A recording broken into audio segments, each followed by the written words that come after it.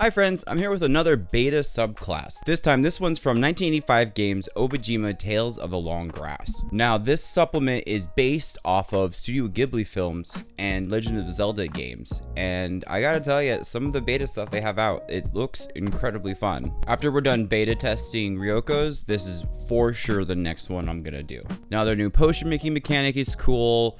Their new weapons are really cool and fun, but there was one subclass that really caught my eye on how different and interesting it was, and that was the Waxworks Rogue. Now, this rogue is more of an enchanter than it is a sneak attack damage dealer. They enchant candles or candle wax to do a huge laundry list of different abilities. And what's so fun about these abilities is these are more indirect in the world, more roleplay type abilities. We'll go through them, I'll show you. But as the lore goes, there's a postal service that is on the island of Obojima, and they're very important, almost as if they were their own branch of military, called the Postal Corps. Now, there are parts of the island that are dangerous and too spooky, and a lot of the Postal Corps members were having a difficult time getting there, and out, at least, safely. So apparently, a woman named Linda Starwright was trying to look for a new way to keep the Corps safe as they get to these, spooky dark lands, and at least sneak in and out without spirits getting upset, or at least being able to defend themselves from them,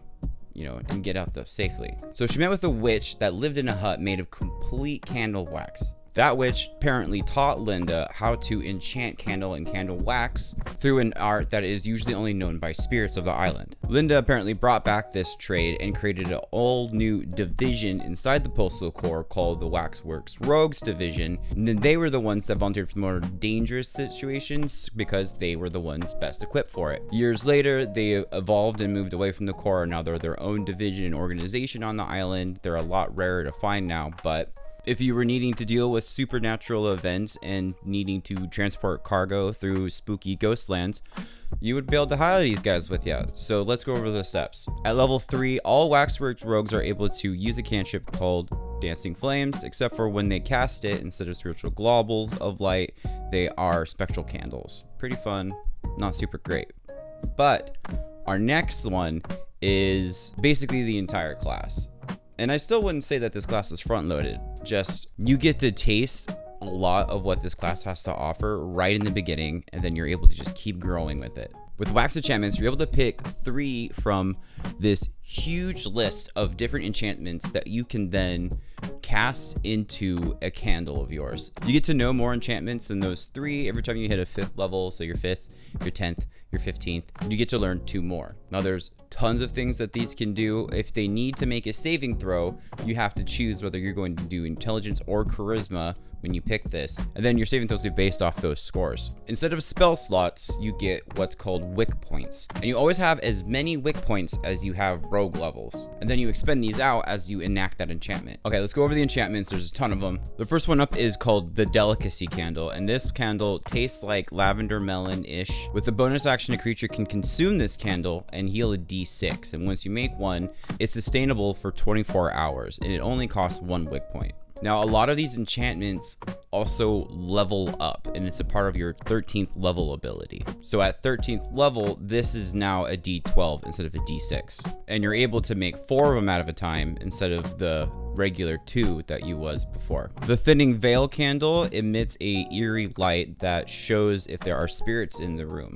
So it's kind of like a see invisibility, but for spirits, and it is a 20 feet radius from where the candle is alight. Oh, and it takes 2 wick points. And with Iron Seal, this is a 1 wick point ability, you're able to magically lock a door or some kind of opening, meaning that door is now locked. It's not able to be locked picked because you're not using the lock mechanism. They'd have to do an athletics check against your saving throw, or they could knock it. It also doesn't have a duration. Once you spent a wick point to do it, it's done. Now we have Flooding Abundance. This is a candle that takes 2 wick points to use. Once you use it, you can throw it 60 feet away. Where it lands, it will create a 15-foot square of bubbling wax. It'll just start blowing out of the candle, filling the area. Now, not only is that 15-foot square difficult terrain, but each 5-foot cube of it is flammable, and if you light it on fire, it will burn for 3 rounds, doing 2d6 fire on that spot around. And now for 2 wick points, you can create a waxling, and a waxling is a candle familiar.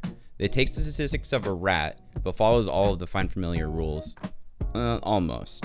For one, you can make more than one of them. It only lasts for an hour, and you can't like temporarily boof it out of existence and back. But you can command it to light surfaces on fire. It has that ability. At level 13, with 1 action and 3 wick points, you could make 2 of them at a single time. The shielding seal gives the shielding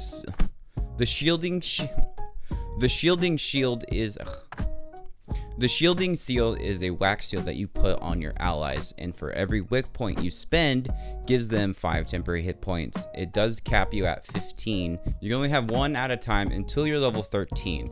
And then you can have 3 at a time. With Lost Wax Carving, you're able to use your candle wax to duplicate another item, like a weapon can. There's a spell in the book that they have called Duplicate Item. It basically copies that. I'll go over spells in a bit later, though, not in this video. But you're able to make a mundane item with a low gold value that can't be bigger than a foot. With Burning Delay, you're able to hold off on the action casting time for certain enchantments. You can spend up to 3 wick points, and each time you spend a wick point, it delays it further. 1 point is a round, 2 points is a minute, and 3 points is 10 minutes. At level 13, you're able to put a 4th wick point into it, delaying it for a whole hour. With Candle Pop, you throw a weird misshapen yellow candle at somebody 60 feet away. They'll have to make a dexterity saving throw, but if they fail it, they're completely restrained by you. And this is one of the ones that can be delayed with Burning Delay.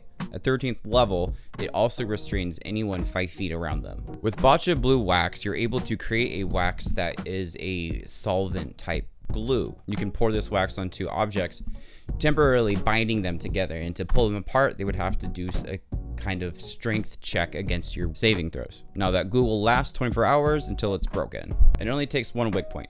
Pretty fun. The Sparkle Shower Candle takes 2 wick points and a bonus action, but basically you're able to get a melee ranged breath weapon.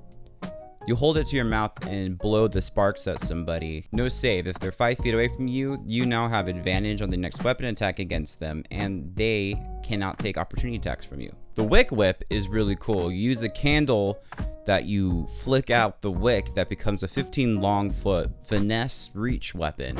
You're automatically proficient in this whip. It does 3d4 fire damage, and it also emits 15 foot of light. It takes 3 wick points, but it's kind of like a non-concentrate fire blade.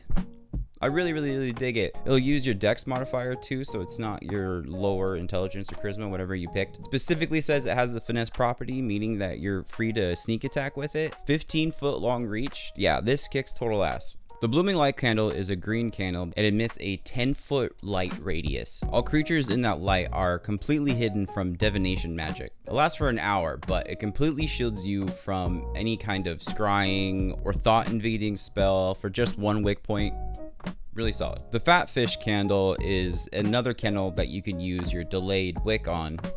Only takes 1 wick point, but after a whole round of being used, it emits a pillar of smoke that comes from it. It emits the smoke for a whole minute and completely obscures a 20-foot radius. It pulls out so much smoke that you can actually see it in the sky. They say that the Fat Fish Candle smoke can be seen from 10 miles away. The Maker's Mark is basically an unarmed attack that you make with the ring you put your wax seals on. It takes an action, takes 1 wick point, but then you're able to make an attack roll with your ring, doing a d4 of bludgeoning and a d6 of fire damage, and it's labeled finesse, so you're able to use your dexterity and sneak attack with it. You're only able to do this once per turn, but it's one of the few ways to do sneak attack and bludgeoning damage, which I think is pretty neat. Consuming Flame takes level 10 to get, but is easily probably the best one. When you're around hostile creatures and one creature casts a spell, you can use 3 points to start this candle up with your reaction and counterspell their spell. If the spell you counterspelled was 3rd or lower, you can then put 2 more wick points into it and save the spell inside your candle. The spell keeps inside the candle for 24 hours, but when you're ready to use your action to cast it, it uses all of the original casters' scores. Their spell modifier, their spell attack, their everything. You just get to use it and throw it somewhere else on somebody. You can spend 3 wig points to get Detonate.